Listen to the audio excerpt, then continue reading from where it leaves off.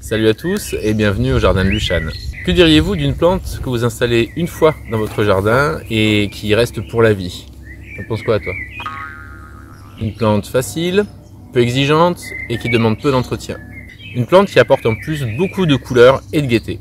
Une vivace graphique, au contraste bien affirmé mais qui n'en reste pas moins romantique. Alors oui, je sais, vous allez me dire qu'il y en a plusieurs qui peuvent répondre à ces critères, mais aujourd'hui, moi je voulais vous en présenter une que j'affectionne tout particulièrement et qui ne m'a jamais déçu. Elle est fidèle au jardin depuis plus de 10 ans et je n'ai quasiment rien à faire, même pas à l'arroser. Alors non, je vous rassure, je suis pas du tout en train de vous parler d'une plante en plastique, elle est bien réelle et je vais vous la présenter tout de suite, enfin je vais essayer. Et la voici, l'Ecnis coronaria, qu'on appelle aussi ou plus communément la coquelude des jardins. Alors en fait il s'agit d'une vivace à courte durée de vie ou d'une bisannuelle. Et là vous vous dites mais il y a un petit peu arnaque par rapport au titre, on me promettait une vivace éternelle, quasiment éternelle, où est l'arnaque? Alors non, rassurez-vous, je ne vous ai pas menti et je vous explique ça dans un petit moment. Alors revenons à la coquelude, c'est une plante qui est sans prétention mais qui à mes yeux a vraiment de grandes qualités ornementales. Déjà, ce que j'aime chez la coquelude, c'est son feuillage qui est gris argenté, qui est dufteux et qui est vraiment très doux au toucher. Alors ce feuillage, en fait, il forme une touffe basale assez basse qui va persister tout l'hiver. Bon, je ne vous cacherai pas que c'est vraiment pas à ce moment-là qu'elle est la plus belle.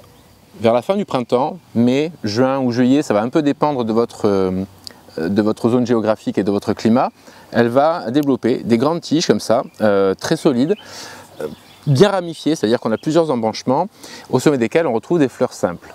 Et la couleur, on en parle? Regardez-moi ces coloris gais et frais, un rose insolent, presque magenta, qui d'ailleurs n'est pas très facile à prendre en photo. Cette floraison, elle va durer plusieurs semaines, à la suite de quoi la plante va former des graines. Et c'est là qu'on en revient au titre de la vidéo, une vivace quasiment éternelle. Et oui, toutes ces graines, en tombant au sol, elles vont germer et elles vont donner naissance à plein de nouveaux petits plants. Et ces petits bébés coqueludes, eh ben justement, ils vont permettre de pérenniser la plante et d'assurer sa descendance pendant des années et encore des années. Ce qui fait qu'avec un seul plant, vous héritez de tout un tas de plants pour pas un rond. Alors bien sûr, ils ne vont pas germer, se développer forcément exactement à l'endroit où vous vouliez les voir apparaître. Mais la bonne nouvelle, c'est qu'ils se transplantent très facilement. Il suffit de les enlever, on les déplace, on les plante ailleurs et ils reprennent très bien également. Dans de bonnes conditions, c'est une plante qui peut atteindre des proportions comme celles que vous voyez ici. C'est-à-dire que la plante elle fait 80-90 cm de haut et 70-80 de large. Quel type de sol a ses préférences? Tout sol qui soit frais ou plus sec, en tout cas bien drainé, parce qu'elle redoute l'humidité hivernale. Elle sera plus belle au soleil. Ici, elle est plein sud, elle a le soleil quasiment toute la journée. On voit que ça lui réussit bien. Elle peut éventuellement être plantée à mi-ombre, voire à l'ombre. Mais à l'ombre, bon, forcément, elle va se développer un petit peu moins, elle va fleurir un petit peu moins. De toute façon, dans la mesure où vous allez avoir plein de semis, alors la première, vous la mettez au soleil. Et les nouveaux semis, vous les transplantez dans différents endroits de votre jardin. Vous faites vos propres expériences. De toute façon, vous aurez suffisamment de plants pour pouvoir faire des expériences à volonté. Sinon, elle supporte la chaleur, la sécheresse, le vent, la pluie, parce qu'ici il pleut quand même beaucoup et en fait ça ne la couche pas du tout, elle reste bien en forme et elle garde une belle silhouette. Je vous l'ai dit, elle n'est pas compliquée, même les limaces lui foutent la paix. En plus, elle est hyper rustique, elle va supporter des températures de l'ordre de moins 20 degrés, voire encore plus froid. Et la coquelude, en fait, ici elle est rose, mais elle se décline en plusieurs variétés. On a une variété à fleurs blanches, la variété Alba. On a également une variété à fleurs blanc rosé qui est la variété Oculata. Et on a également une variété à fleurs roses mais dont les fleurs sont doubles, c'est la variété Gardener's World. Alors personnellement, toutes les fois où j'ai pu en trouver en jardinerie, c'était toujours cette variété à fleurs roses magenta. J'ai jamais trouvé de variété blanche, j'ai jamais trouvé la variété Oculata ni la variété à fleurs doubles.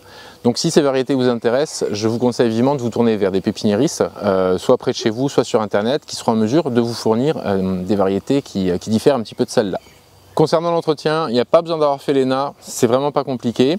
Donc moi je vous conseille de la laisser monter à graines une fois qu'elle a fleuri, tout simplement parce que comme ça vous allez récupérer les graines et ça vous permettra d'avoir d'autres plants, comme je vous le disais tout à l'heure. Alors moi ce que j'aime bien faire, c'est que je coupe donc les tiges à la base une fois qu'elle a fleuri et que les graines sont développées. Alors c'est facile, hein, les graines, quand vous bougez un petit peu les tiges comme ça, vous allez les entendre tomber au sol, donc ça veut dire que les graines sont prêtes à être semées.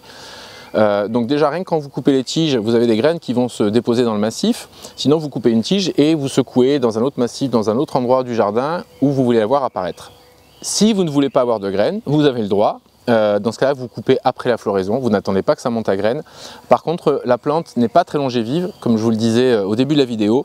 C'est une plante qui va rapidement dégénérer et dépérir, et en 2-3 ans, vous pouvez la voir disparaître. C'est bien pour ça que je vous disais de la laisser monter à graines, de façon à pouvoir systématiquement remplacer les pieds qui ont vieilli, et avoir une plante quasiment éternelle. Certains trouvent qu'elle est tellement prolifique qu'elle en deviendrait envahissante. Personnellement, j'ai absolument pas ce point de vue. Moi, j'adore le fait justement qu'elle se ressème aussi généreusement. Ça me permet de récupérer des plants que je vais installer ailleurs dans le jardin pour avoir ces touches colorées un petit peu partout en cette saison. On peut également les offrir à des amis ou à de la famille. Et puis les plants qui sont en surnombre, ils s'arrachent très très facilement à la main. Si vous attendez, même si vous attendez, de toute façon c'est une plante qui est vraiment facile à gérer. Vous arrachez les jeunes plants et puis vous récupérez uniquement ceux qui vous intéressent. Ici au jardin, je n'ai malheureusement que cette variété à fleurs roses, ce qui fait qu'en fait, il n'y a pas d'hybridation. Enfin, voilà, les semis sont toujours fidèles au type, c'est-à-dire que j'ai toujours le même feuillage gris et les mêmes fleurs roses magenta. Si vous avez des variétés un peu différentes dans le jardin, des blanches par exemple avec des roses, etc., il peut y avoir des hybridations et vous pouvez vous retrouver avec des pieds qui vont pas être exactement similaires aux pieds mères. Ce qui permet peut-être aussi parfois d'avoir des bonnes surprises. Et puis si le résultat ne vous plaît pas, vous vous arrachez et vous remplacez par un autre semis naturel. Concernant la plantation, ce que je peux vous dire, c'est que depuis le temps que je la cultive, ça fait au moins une quinzaine d'années, je me suis rendu compte que si je plantais au printemps, la plante n'avait pas le temps de s'installer. En revanche, si vous la plantez en automne, elle développe un bon système racinaire, elle s'installe bien pendant la fin d'automne et l'hiver, ce qui fait qu'au printemps, elle a assez d'énergie pour produire vraiment une grosse masse de tiges et donc beaucoup de fleurs. Pour moi, c'est une fleur qui est à la fois romantique, qui va s'intégrer dans un jardin romantique, mais son graphisme fait qu'elle peut également s'intégrer dans des jardins un peu plus contemporains. Pour l'association, on peut douter un petit peu en raison de cette couleur un peu flashy. Il faut reconnaître qu'elle a une couleur quand même qui se remarque de loin, mais au final, c'est pas si compliqué que ça. Elle va par exemple très bien se marier avec des rosiers, avec d'autres vivaces ou avec des graminées. Alors justement, prenons ce massif par exemple. Donc j'ai ma coque lourde qui est ici. Derrière, j'ai des anémones du Japon qui prendront le relais plus tard en saison, en automne, qui font des fleurs roses mais d'un rose beaucoup plus pâle. Qu'est-ce qu'on a d'autre? On a ici une très belle graminée qui est ce qu'on appelle des cheveux d'ange, Stipa tenuifolia. Ici derrière, on a une persicaire à feuillage pourpre, Persicaria microcéphala Red Dragon. Donc là, il y a une autre coque lourde. Derrière, on a un Physocarpus au feuillage doré. Et puis derrière, bien sûr, on a des rosiers. On a le rosier Calidia et derrière, on a tapis volant. Moi, je trouve que tout ça, ça forme un ensemble gai, coloré, qui est franchement pas désagréable. Et puis tiens, je vais vous la montrer à un autre endroit du jardin. Alors voilà donc un autre exemplaire, c'est un semis spontané du jardin. Comme je vous le disais, j'ai planté une fois et depuis je récupère les semis que j'ai mis un petit peu partout. Ici, elle est associée à la valériane des jardins, Centranthus ruber. Qu'est-ce qu'on a également? On a les rudbeckia qui pour le moment n'offrent que du feuillage mais qui fleuriront plus tard en saison. La coque lourde elle aura cessé de fleurir depuis très longtemps. On a également le géranium, ça y est, son nom m'échappe, Rosanne, ça y est, le géranium Rosanne, une floraison très longue. Je l'avais présenté dans la vidéo sur les 5 vivaces à très longue floraison. Je vous mettrai le lien en description. Et puis derrière, on a ici un Miscanthus panaché, le Miscanthus variegatus. Et je vais voir si j'ai pas un autre endroit dans le jardin où je peux vous la montrer. La voilà dans un autre assortiment. Elle est mélangée ici à toute une volée de nigelle de Damas à fleurs bleues. Alors la digitale ici, je ne sais pas si vous la voyez. Derrière, on a un rosier qui est le rosier Westerland. Derrière, on a le Dotsia perle rose. Je vous avais fait une fiche sur Dotsia qui a une floraison printanière absolument superbe. Il y a des verveines de Buenos Aires qui vont pas tarder à fleurir aussi dans des tons violets. Donc on reste quand même sur des camaïeux à part derrière. Voilà, ça fait un petit contraste. Alors on peut ne pas aimer, moi j'aime bien ce mélange de couleurs.